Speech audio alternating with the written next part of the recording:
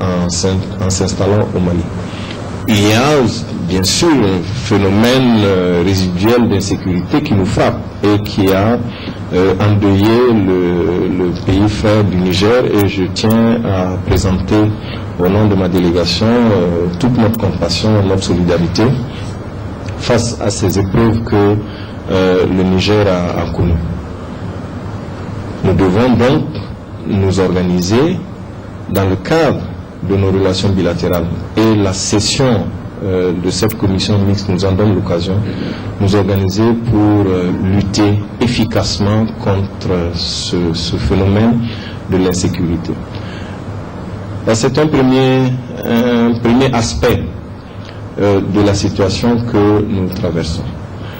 Le deuxième aspect est lié à notre volonté commune, à la volonté affichée par nos chefs d'État dans le cadre de la CEDEAO de promouvoir l'intégration. Et je voudrais que entre le Burkina Faso et le Niger, ils sont institués des mesures exemplaires de libre circulation des personnes et des biens. Plusieurs accords de partenariat seront signés au cours de cette session ministérielle en vue de renforcer davantage la coopération nigéro-burkinabé, un modèle d'intégration dont la CEDEAO peut s'inspirer, déclare le ministre d'État Bazoum Mohamed. Si le Burkina Faso est un pays enclavé, ainsi que le Niger, il reste pour le Niger un pays de transit. Vous êtes notre porte d'entrée et de sortie sur les ports importants d'Abidjan et de Tema, respectivement en Côte d'Ivoire et au Ghana, mais aussi de Lomé. Et une bonne partie de notre trafic commercial passe par le Burkina Faso. Ce passage par le Burkina est le tronçon sur lequel nous rencontrons le moins de difficultés. Les témoignages qui nous sont rapportés indiquent de façon systématique qu'il y a beaucoup moins d'embûches et beaucoup moins de difficultés pour le trafic de nos marchandises et le déplacement de nos populations sur ce tronçon-là que sur les autres. C'est l'occasion pour moi de vous réitérer le remerciement du gouvernement du Niger. Il nous reste à souhaiter que les choses s'améliorent encore davantage. Et plus que jamais, nous avons besoin de mettre en œuvre l'ensemble des protocoles que nous avons signés dans le cadre de nos organisations d'intégration que sont l'UMOA et la CEDEAO. Je pense que entre le Burkina Faso et le Niger, nous sommes en mesure aujourd'hui de faire valoir une expérience susceptible de constituer un modèle dont la CEDEAO peut s'inspirer. Sur la question de notre environnement sécuritaire, je voudrais, après vous, aussi insister sur la nécessité de la coordination du travail que nous avons à faire, non pas seulement dans la relation bilatérale entre nos deux pays, mais dans le contexte global de la sous-région, que ce soit au sein de la CEDEAO et même au-delà de la CEDEAO. Et même après l'intervention française et africaine au nord du Mali. Et nous sommes loin, malheureusement, de l'épilogue de cette situation, mais ce qui a été entrepris a été un pas en avant dans la restauration de la sécurité dans notre sous-région.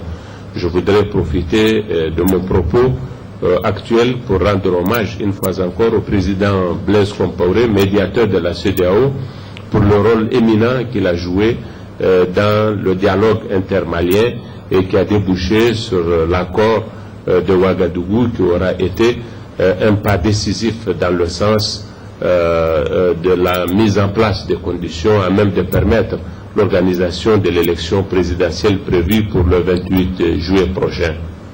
Cette session ministérielle de la Grande Commission mixte nigéro-burkinabé aura été une occasion pour les deux pays de passer en revue les protocoles d'accord existants et instruire la mise en œuvre efficace des accords de partenariat bilatéral qui ont été nouvellement signés.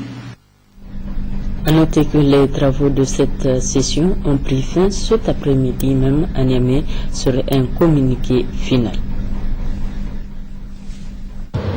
En marge de la présente session de la commission mixte, les deux ministres ont eu des entretiens en tête-à-tête, au cours desquels ils se sont félicités des liens de fraternité et de solidarité agissantes existant entre les deux pays et ont réaffirmé leur détermination à dynamiser la coopération bilatérale, notamment en matière économique, commerciale et sécuritaire, afin qu'elle reflète pleinement l'excellence des relations entre les deux pays. Soulignant le rôle primordial du secteur privé dans les échanges économiques et commerciaux, les deux parties ont invité les opérateurs privés des deux pays à saisir les opportunités de partenariat qu'offrent les deux marchés respectifs.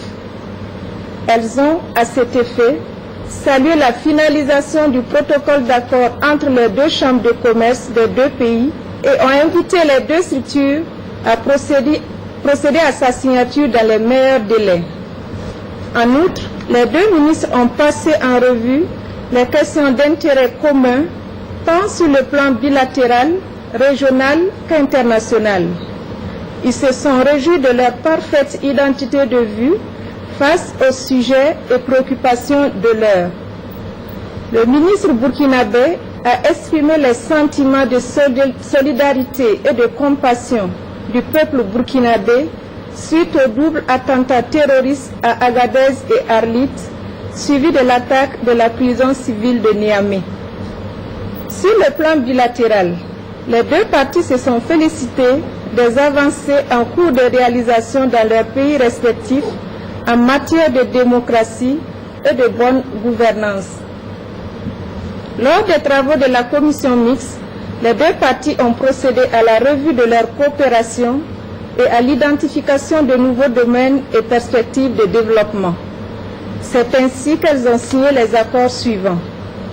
Premier accord, accord de coopération culturelle entre le Burkina Faso et la République du Niger.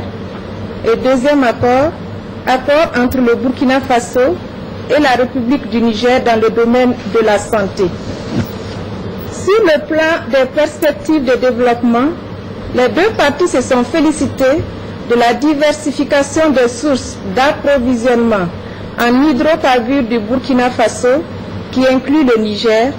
Désormais, ce qui a permis de porter le montant des échanges commerciaux entre les deux pays à 18 milliards de francs CFA en 2012, alors qu'ils étaient d'un peu plus d'1 milliard jusqu'en 2011.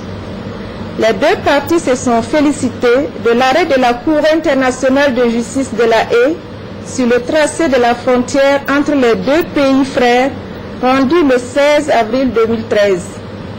Elles ont salué l'engagement des deux pays de respecter cet arrêt, engagement qui témoigne de l'excellence des liens d'amitié et de fraternité qui unissent les deux pays. Les deux parties s'engagent à abonner rapidement le tracé de la frontière commune afin d'éviter tout flottement préjudiciable à la paix et à la quiétude sociale. Sur le plan régional, les deux parties ont procédé à l'examen de la situation politique sur le continent africain et évoqué la question de la paix et de la stabilité dans la sous-région ouest-africaine et sahélo-saharienne. Elles ont à cet égard félicité les forces armées des deux pays qui sont engagées militairement pour aider au rétablissement de l'intégrité territoriale du Mali. Elles ont en outre exprimé leur vive préoccupation sur les nombreux trafics illicites d'armes, de drogue et d'êtres humains qui ont cours dans l'espace sahélo-sahérien. Elles ont à cet égard convenu de renforcer la coopération entre leurs forces et services de sécurité pour faire face à cette situation. Elles ont également exprimé leur attachement aux valeurs du dialogue pour parvenir à un règlement pacifique des différends, ainsi que leur détermination à œuvrer pour la stabilité dans cette partie du continent, afin de permettre aux pays de la sous-région de consacrer leurs ressources au développement. À cet égard, les deux parties ont salué l'engagement personnel du président du Faso, dont la médiation a joué un rôle déterminant dans le maintien du dialogue entre les protagonistes du conflit malien et qui a abouti à la signature le 18 juin 2013 de l'accord préliminaire à l'élection présidentielle et au pourparlers inclusif de paix au Mali. Aussi, sur la question de la libre circulation des personnes et des biens dans les espaces communautaires UEMOA et CEDEAO, les deux parties se sont réjouies de la coopération exemplaire entre les deux pays et ont souhaité qu'elle serve d'exemple aux pays de la sous-région. Au niveau international, les deux parties ont souligné la nécessité, d'une part, de bâtir un système multilatéral commercial plus juste et équitable, et d'autre part, de procéder à la réforme des institutions onusiennes, notamment du Conseil de sécurité, pour une gouvernance mondiale plus juste et plus inclusive. À l'issue des travaux de la commission mixte, les deux parties se sont réjouies des conclusions de leur délibération ainsi que de l'esprit de fraternité et de compréhension mutuelle qui a caractérisé ces assises. Le ministre burkinabé des Affaires étrangères et de la coopération régionale a exprimé les vifs remerciements de la délégation du Burkina Faso pour l'accueil chaleureux dont elle a bénéficié durant son séjour au Niger. Les deux parties ont convenu enfin de tenir la 4e session de la Grande Commission mixte de coopération nigéro-burkinabé à Ouagadougou à une date qui sera fixée de commun accord par voie diplomatique. Fait à Niamey le 25 juillet 2013.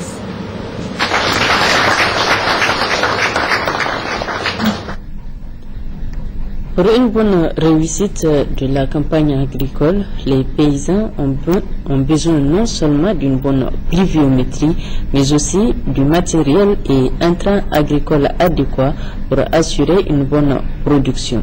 Pour s'assurer de la disponibilité de ces intrants, une de nos équipes était ce matin dans les locaux de la centrale d'approvisionnement en intrants et matériel agricole Caïma, où l'on apprend que toutes les dispositions sont prises pour accompagner les producteurs ruraux. Issoufou Nomo, Sekinata Abdou.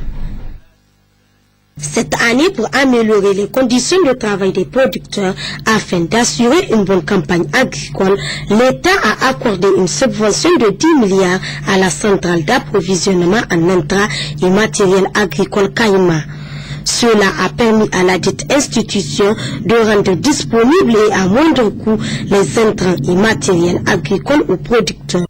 Au niveau des régions admirées, nous avions 4391 tonnes de l'urée et 5869 tonnes de NPK. Et nous avons en ce temps-là, en ce moment, en magasin, 613. Ça, c'est ce que nous considérons comme un peu de stock de sécurité, au besoin pour certaines régions où ça finit vite. Donc, nous avions 613 tonnes de l'urée en magasin central, donc au niveau de Niamey, et 1290 tonnes de NPK. Donc maintenant, en fonction de la subvention qui nous avait été accordée, nous avons commandé 18 000 tonnes. Les 18 000 tonnes, donc, ils sont repartis comme suit. Nous avons commandé 9 000 tonnes de NPK et 9 000 tonnes de l'urée. Ça, c'est qui vont venir s'ajouter au stock initial que nous avions en début de campagne. Au niveau de Maradi, nous avons aujourd'hui 3 000 tonnes de NPK qui sont déjà livrés. Et 2000 tonnes à Tawa. Ça, c'est déjà livré. Au niveau de Tawa, nous sommes en train de réceptionner 4000 tonnes. Donc, 2000 tonnes d'urée et 2000 tonnes de NPK. Ça, ce sont les quantités actuellement disponibles. Et ce sont ces quantités que, dès cette semaine, normalement, à partir de demain, nous allons commencer par les distribuer au niveau des différentes régions pour que ceux qui sont au stade de deuxième apport trouvent de quoi apporter et ceux qui sont au stade de semi trouvent de quoi semer. Nous avons pensé quand même à mécaniser un peu l'agriculture nigérienne. Et c'est dans cet esprit que nous avons déjà, actuellement, nous avons dans nos magasins 100 tracteurs équipés de charrues, de charrettes et de pulvériseurs.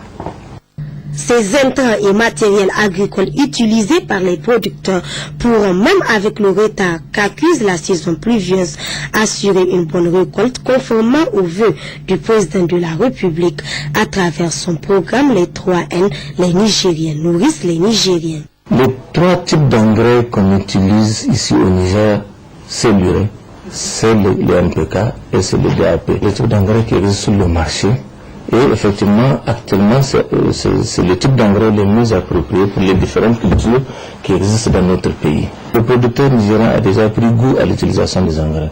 Nous allons essayer de tout faire. Comme nous avons l'habitude de le faire, c'est notre combat. C'est de mettre à la disposition de nos producteurs les quantités d'engrais suffisantes pour qu'on atteigne notre grand souhait qui est l'autosuffisance alimentaire en augmentant la production et en améliorant donc la productivité. Il faut rappeler que l'autosuffisance alimentaire est l'objectif essentiel poursuivi par les autorités de la 7e République qui ont décidé de rompre définitivement avec les crises alimentaires récurrentes au Niger. Amaradi, le président du Fonds international de développement agricole, Kanayo Nwose, a effectué des visites dans plusieurs localités où il a rencontré les paysans. Synthèse Abariaminti, Moumounigadou. À Kata 2, la population attendait déjà cette délégation accompagnée des responsables régionaux, notamment le gouverneur de la région de Maradi, mais aussi parmi ces populations le chef de canton de Chadokori, Raja Barajika. Dans cette localité, c'est la régénération naturelle des arbres qui est expérimentée, appliquée avec à laquelle la formation des agriculteurs. Environ 417 personnes ont été formées, dont 90 femmes et 2000 hectares récupérés à travers la plantation et l'entretien d'arbres, notamment le Guéra sénégalasis ou Sabara en Hausa. Une culture bénéfique et nécessaire pour les habitants locaux, mais aussi pour le développement de leur culture. À Dargué, c'est plusieurs variétés de sorgho, mil, niébé, arachide, sésame qui sont expérimentées et étudiées par les femmes et les hommes au champ école paysan. Une vraie école où les techniques modernes allant du conseil aux accès aux intrants et engrais sont enseignés par les techniciens du projet d'appui à la sécurité alimentaire et au développement dans la région de Maradi Pazadem. À Sabomachi, c'est la rencontre entre Kanayo Nanzé et sa délégation et les populations qui a caractérisé la visite.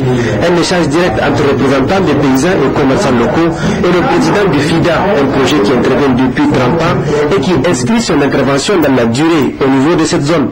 D'une part, on se réjouit, on encourage plus de soutien et de l'autre, on est satisfait et on entend être plus présent. Et là, c'est bon pour renforcer la capacité nationale. Développement agricole et rural.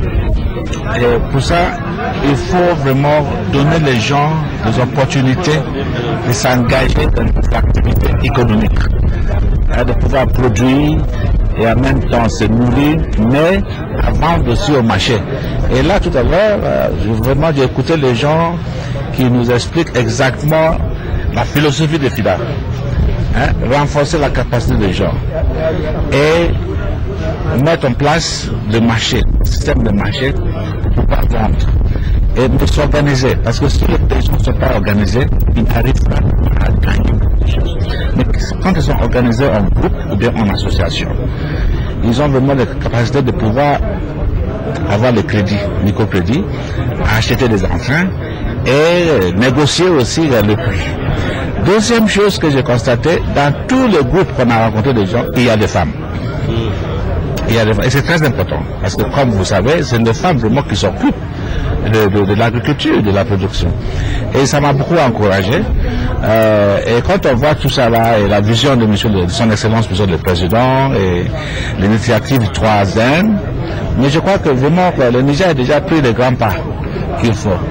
Et c'est pour cela que je me réjouis du fait que nous avons décidé même de mettre en place un bureau FIDA du pays, comme je dis tout à l'heure, d'ici fin 2014, pour vraiment renforcer la coopération entre le Niger et le FIDA.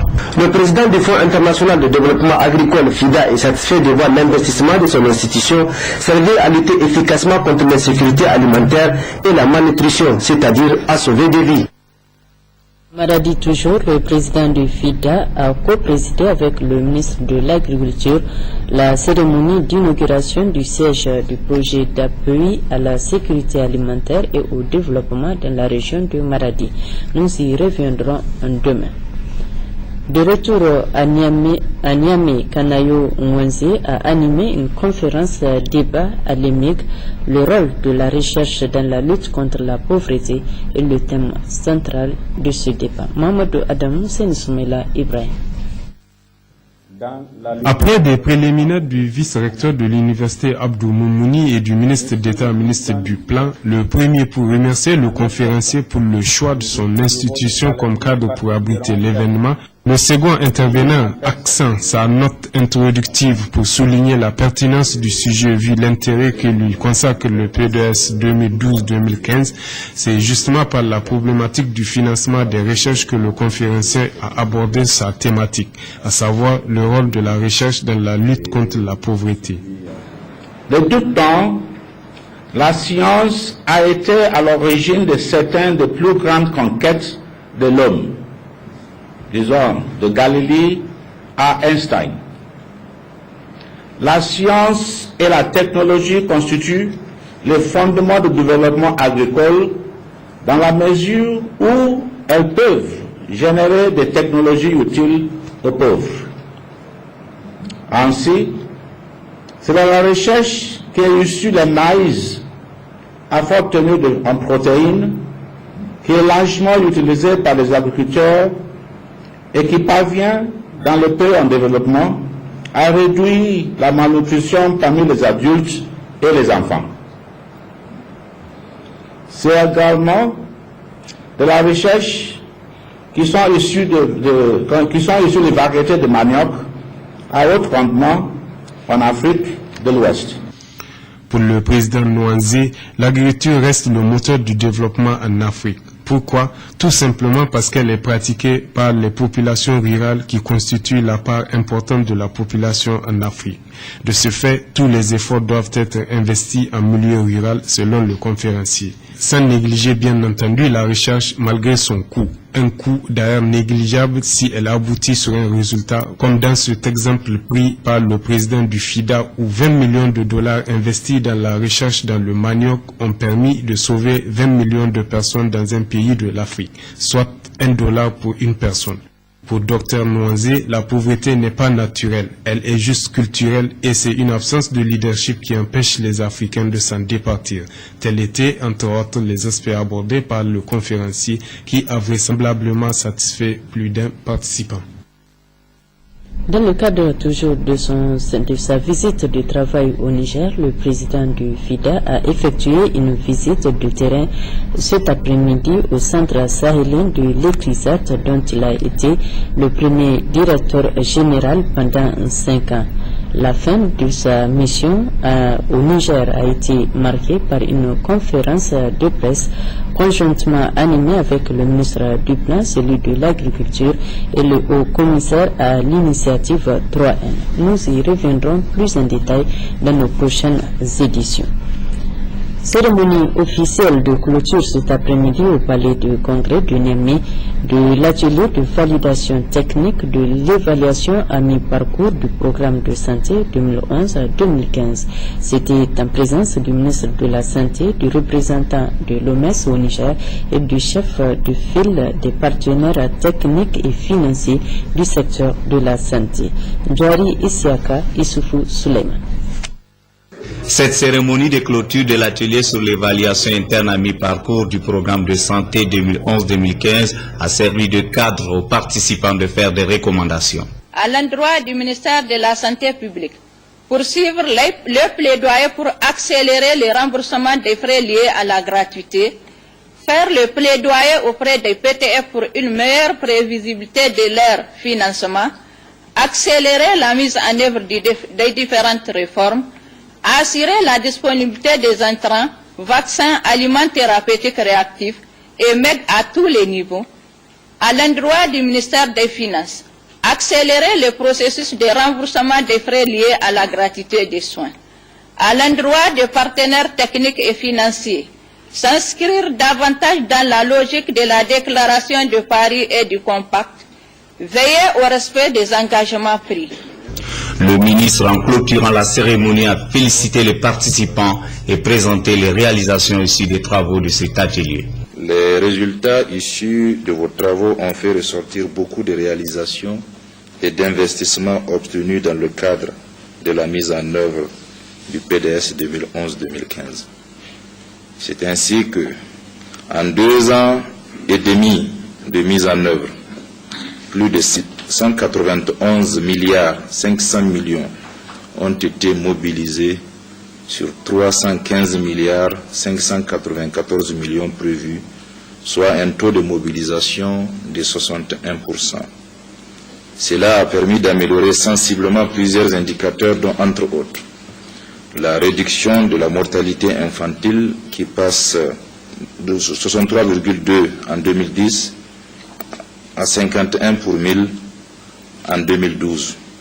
La réduction de la mortalité infanto-juvénile qui passe de 130,5 pour 1000 en 2010 à 127 pour 1000 en 2012. La réduction de la mortalité néonatale qui passe de 33 pour 1000 en 2006 à 24 pour 1000 en 2012. La réduction de la prévalence VIH-Sida qui passe de 0,7% en 2006 à 0,4% en 2012. L'augmentation du taux de l'accouchement par un personnel qualifié qui passe de 29,5% en 2010 à 55,89% en 2012. L'augmentation du taux d'utilisation de soins curatifs qui passe de 59,1% en 2010 à 65,61% en 2012. Nous nous félicitons de constater que les objectifs assignés à cet atelier sont pleinement atteints. Le ministre de la Santé exhorte les partenaires techniques et financiers à continuer à aider le Niger pour la mise en œuvre du programme PDS 2011-2015 afin de contribuer à l'atteinte des objectifs du millénaire pour le développement en 2015. La conseillère spéciale du Premier ministre aux actions sociales et humanitaires était hier sur le site de relogement des sinistrés des inondations de 2012. Sadet Malam Barmou est allé s'inquiéter de l'état d'avancement des travaux entrepris sur ce site avec l'appui des partenaires. Tahir Hassan, Smaïl Loda. C'est pour constater de visu l'état d'avancement des travaux du programme d'urgence face aux inondations de 2012 que la conseillère spéciale aux actions humanitaires et sociales du Premier ministre, qu'accompagne une forte délégation, a entrepris hier une série de visites dans la ville de Niamey, notamment le 5e arrondissement, dans la commune rurale de Indunga et celle de Karma. Dans le 5e arrondissement, la délégation s'est rendue successivement sur les lieux de travaux de colmatage et de rehaussement de la digue du 3e tronçon entre Nogar et Lamordé, et au niveau de l'ouvrage de prise et de reprofilage du canal évacuateur de Lamordé et Karagé. Ces travaux en phase de finition sont financés par le programme des Nations Unies pour le développement PNUD. À Indunga, tout comme à Karma, ces travaux de réhabilitation et de rehaussement des digues en vue de protéger les populations riveraines et sauver les aménagements hydro-agricoles avancent normalement. Devant cette délégation, la population s'est réjouie et a exprimé toute sa gratitude à l'endroit des autorités de la 7e République et ses partenaires pour tous les efforts entrepris pour les mettre à l'abri des phénomènes naturels. À l'issue donc de cette visite, le directeur général du génie rural tire un bilan satisfaisant de l'avancement des travaux. Globalement, les travaux qui sont effectués sont de très bonne qualité. Et nous avons à peu près plus de 8 km de digues qui sont ou construites ou en cours de construction. Et nous avons pour cela l'État injecté, l'État et ses partenaires qui sont le PNUD et l'Agence française de développement pour un coût de l'ordre de 900 millions. Et grâce à ces digues, aujourd'hui, à peu près 1200 hectares de périmètre sont sécurisés. Une particularité ici, dans la commune de Karma, Bontouré, ce village complètement inondé en 2012, voit aujourd'hui sa population relogée de son propre gré sur un site bien aménagé. L'eau potable y est à la grande satisfaction de cette population. Un exemple à suivre par les autres sinistrés a indiqué la conseillère spéciale aux actions humanitaires et sociales du Premier ministre en vue de faciliter leur recasement sur des sites bien définis. Et c'est véritablement ça ma satisfaction. Vous avez vu que c'est un village qui a été inondé à 100%. Quand les autorités gouvernementales, notamment le gouverneur de la région de Tillabéri et le maire et toutes les autorités qu'il faut saluer ici, ce que cette population a accepté, avec justement l'appui de l'État, de déménager de ces sites inondables vers un site non inondable. Et on a constaté, on a visité le village, il n'y a personne dans ce village. Je profite vraiment pour que les autres prennent l'exemple de ce village-là qui a accepté de partir. Et finalement, le chef de village ne trouve que du bienfait. Il s'est approché de l'école, il s'est approché des centres de santé, il a également accès à l'eau, parce qu'il n'avait pas l'eau potable, et c'est véritablement un bienfait. Il revient donc aux entrepreneurs d'accélérer la finalisation de certains travaux en cours afin d'éviter à ces populations d'autres désagréments. Car il faut le dire, nous sommes en saison hivernale. Atelier de lancement du processus budget participatif dans les communes partenaires pilotes du PRODEC. Il s'agira en effet d'amener les participants à mieux cerner la problématique du budget participatif en vue de promouvoir la logique de son expérimentation dans plusieurs communes du Niger. Khadijatou Hassan Baroukouba. Cet atelier de lancement du processus budget participatif dans 9 communes pilotes du Niger a vu la présence des différents maires et de leurs secrétaires généraux. Organisé par le PRODEC, le programme d'appui à la décentralisation et à la bonne gouvernance, il intervient dans 3 régions du Niger, à savoir Tillabéri, Tawa et Agadez. Il vise également à accompagner le processus de la décentralisation et du développement des communes au Niger. Le partenariat entre le PRODEC et la GIZ et les communes des zones d'intervention est dynamique et sa mise en œuvre s'effectue à travers une gamme variée de produits dans 3 composantes. Il y a tout d'abord l'appui à la politique nationale de la décentralisation, un renforcement des capacités des acteurs qui se fait et surtout aussi, dans notre contexte aujourd'hui, la participation des citoyennes et citoyens du Niger. C'est ainsi que dans le cadre de plan d'action dans 2013, cette année présente, plusieurs formations ont eu lieu à l'attention des acteurs. Il y a eu un appui de proximité constant aux autorités décentralisées et administratives et un développement de certains instruments de participation qui sont, entre autres, le plan de communication communale, le cadre communal de concertation et le budget participatif qui a certaines étapes et séquences dans son élaboration, sa mise en œuvre et la reddition des comptes. Pour le représentant de la Direction générale de la décentralisation et de la déconcentration, cet atelier de lancement du processus budget participatif les honore à plus d'un titre. Le budget participatif est un instrument innovant de participation citoyenne à la gestion des affaires publiques locales. Il vise la transparence et le développement harmonieux de la commune. Je profite de cette occasion pour remercier toutes les organisations internationales, les projets et programmes pour leur soutien au processus de la décentralisation et du développement au Niger. L'État du Niger vous en est reconnaissant.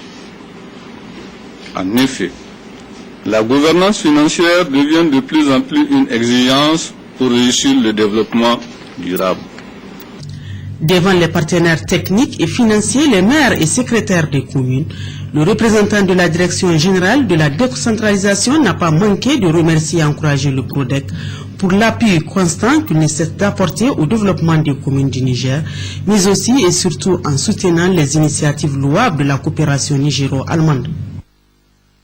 La première session ordinaire au titre de l'année 2013 de la Commission nationale pour la collecte et le contrôle des armes illicites a ouvert ses travaux cet après-midi sous la présidence du président de la dite institution. Cette session, qui durera 3 jours, a pour thème contrôler les armes légales pour lutter contre la prolifération des armes illicites. Askou Chiprela, Mahamadou Adam. Contrôler les armes légales pour lutter contre la prolifération des armes illicites. Le choix de ce thème pour cette première session ordinaire au titre de l'année 2013 de la Commission nationale pour la collecte et le contrôle des armes illicites n'est pas fortuit. En effet, la rencontre intervient dans un contexte sécuritaire particulier pour le Niger et au moment où cette structure civilo-militaire interministérielle mène depuis le 12 juin dernier une opération de recensement physique des détenteurs légaux d'armes à feu au Niger.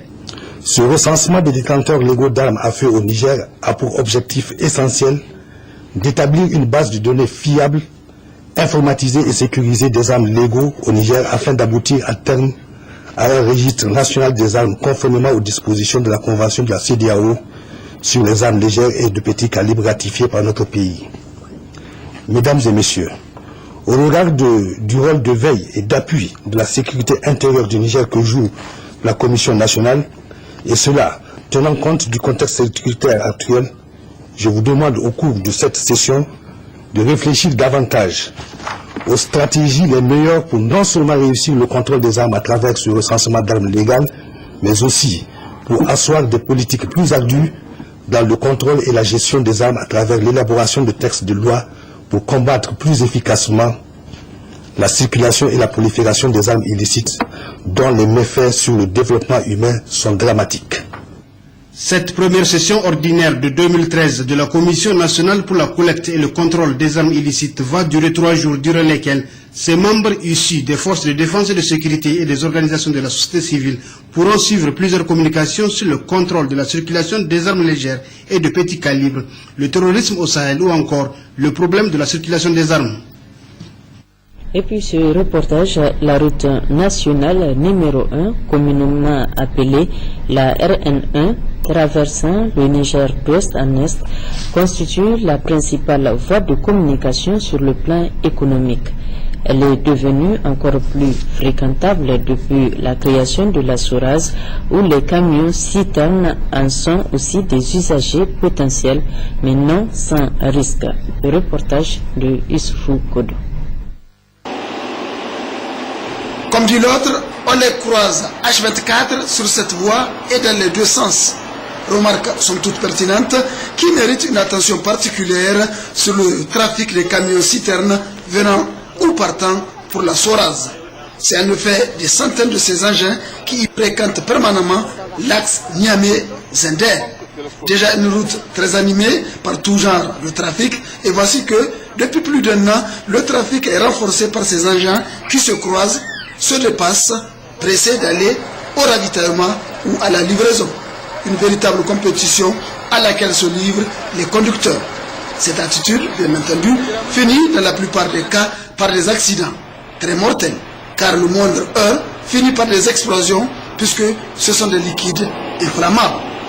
Au moment où on est arrivé, effectivement la circulation était complètement enchevêtrée. On ne pouvait pas, dans les deux sens, on ne pouvait pas manœuvrer.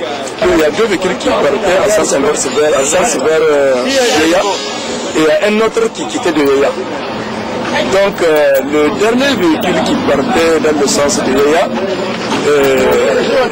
avait le frein lâché. Le chauffeur a dit qu'il n'avait pas de frein pendant que le premier était arrivé au niveau d'un doudan. Donc il a complètement ralenti. Et l'autre, le véhicule qui le suivait derrière, pour ne pas le préoccuper, il a essayé de l'éviter. Il s'est vu en face de véhicule qui venait en sens inverse. Finalement, il a essayé d'éviter les deux et il est rentré dans les 2 véhicules. Voilà en fait comment ça s'est passé. Alors, monsieur le ministre, devant de tel cas, qu'est-ce qu'il est lieu de faire? Mais normalement, maintenant, la gendarmerie va faire son constat. Elle va récupérer tous les documents de transport, le permis de conduire, et nous les envoyer avec un rapport de document. Il est bien vrai que sur les 3/4 du trajet, la route est en bon état. Cependant, la largeur ne permet pas certaines manœuvres. À cela s'ajoutent plusieurs erreurs humaines comme étant les causes des accidents de ces citernes qui roulent 24 heures sur 24 sans repos. Alors, n'y a-t-il pas lieu d'imposer une heure de trafic appropriée pour ces camions? Oui, en attendant, la présidence doit être de mise sur cette route. J-2 pour le match retour des éliminatoires du Chêne contre le Burkina Faso. À cet effet, les supporters du MENA appellent à une mobilisation générale le samedi 27 juillet à 16h au stade général Séni Kounti. Issoufou Samela, Salamatou Amadouji. Ils sont là, tous sont là, les MENA, le staff, les différents entraîneurs des clubs, les supporters. En fait, le Niger est là pour son équipe dans le cadre des préparatifs du match retour contre le Burkina Faso, comme pour confirmer qu'une équipe est forte quand le peuple est derrière elle. Pour ce match, au vu de l'entraînement suivi par les joueurs et de l'adversaire en face, les uns et les autres restent confiants pour le match contre les étalons.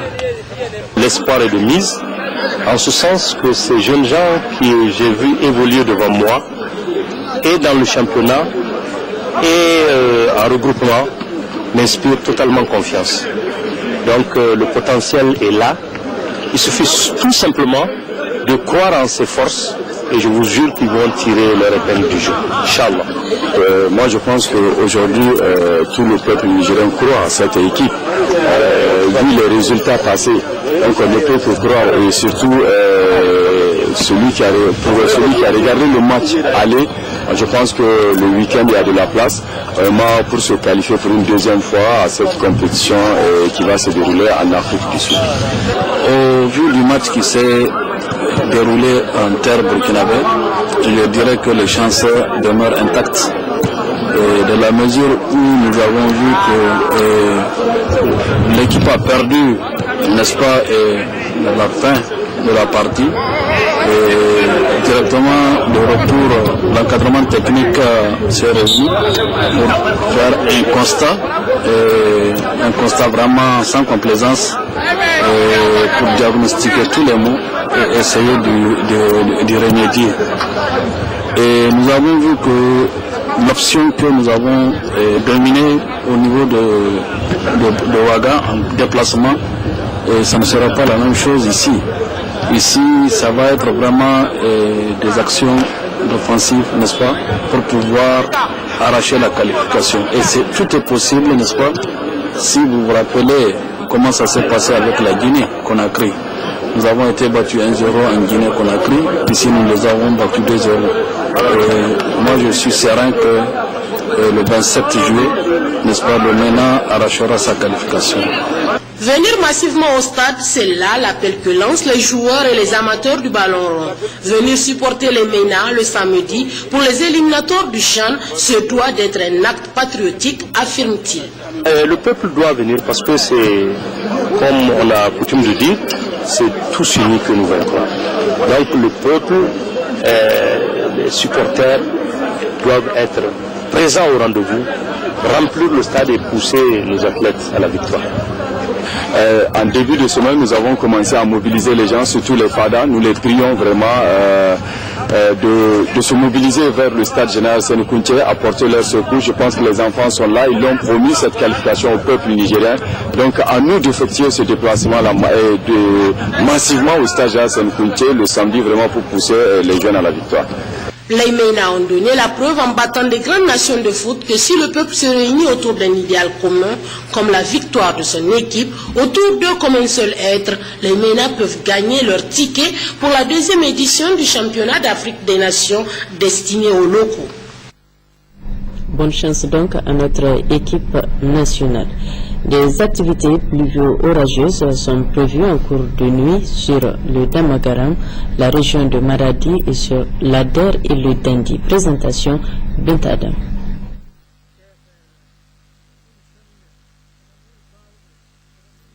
ce matin par la présence d'une bonne pénétration d'air humide sur le pays. Cette situation a favorisé cet après-midi des formations pluvio-orageuses sur certaines localités. Ainsi, sur l'image satellitaire de 19 locales, on note la présence de cellules pluvio-orageuses sur le site Aïr et sur le département de Ngingimi. D'autre part, on note la présence d'un système pluvio-orageux sur le nord Nigeria débordant sur le sud Mwanga. L'évolution de cette situation nous amène à prévoir en cours de nuit des activités pluvio-orageuses faibles à modérées sur le Damagaram, la région de Maradi, l'Ader et les Dandi. Pour la matinée de demain, il est également attendu des activités pluvio-orageuses faibles à modérées sur les régions de Tilaberi et Niamey.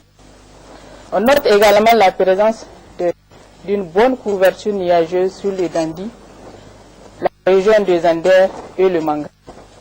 Chers téléspectateurs, passons maintenant aux heures de lever et coucher du soleil pour la journée du vendredi 26 juillet 2013. Ainsi, demain, le soleil apparaîtra à l'horizon à 5h44 à Bilma, 5h50 à Ngingimi, 5h52 à Difa, 5h56 à Ménesoroa, 6h02 à Gouré, 6h06 à Agadez, 6h07 à Zender, 6h09 à Magaria, 6h15 à Maradi, 6h20 à Tawa, 6h22 à Koni, 6h31 à Dosso, 6h32 à Gaya, 6h35 à Niamey et 6h38 à Tilaberi.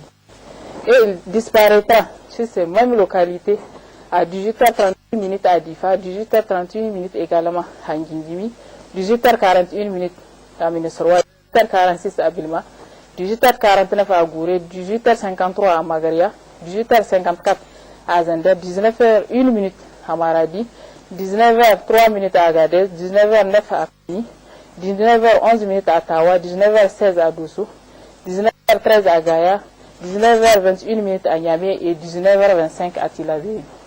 Chers téléspectateurs, c'est l'essentiel de cette page météo. Au revoir et bonne soirée. Et c'est sur ce bulletin météo que prend fin cette édition. Merci de l'avoir suivi.